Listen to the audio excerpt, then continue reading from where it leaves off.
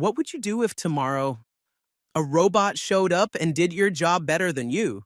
And your boss said, "Thanks for everything, but the AI's cheaper and faster." Sounds like science fiction, right? But it's already happening. Today, we're talking about something a lot of people are quietly afraid of. Will AI replace our jobs? Or is there still hope for us humans?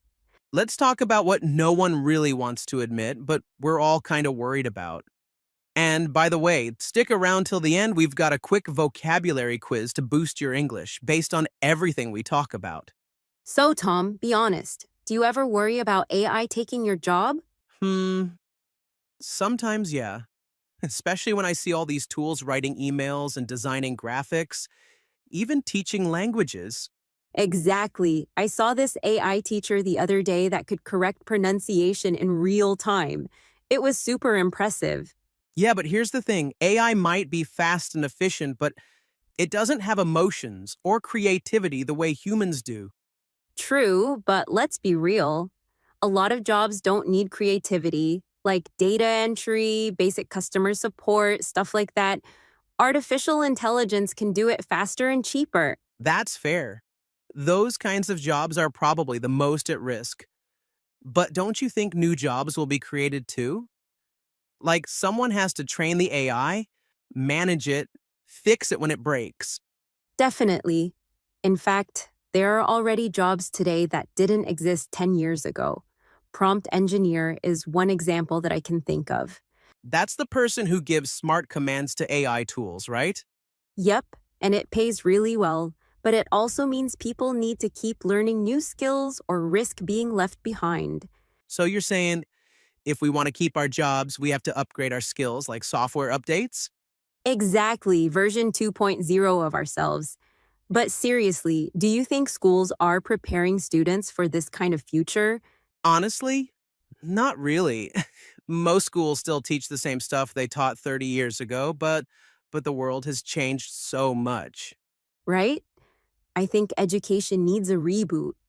More critical thinking, more tech, more real life problem solving. Yeah, and maybe less memorizing facts we can Google in 2 seconds. Yeah, definitely. But back to artificial intelligence. What job do you think is totally safe from AI? Hmm, maybe therapists? I mean, would you want to share your deepest feelings with a robot? Honestly, maybe. If it didn't judge me and it gave good advice. Okay, fair. But still, humans are better at empathy, at least for now. Yeah, but here's a curveball. What if artificial intelligence becomes better at empathy? Like it learns to say exactly what you want to hear? That's a little creepy. Helpful, but creepy. Agreed. But hey, one more thing. What about creative jobs, artists, writers, musicians? That's the big debate. AI can generate art, but is it real art if there's no emotion behind it?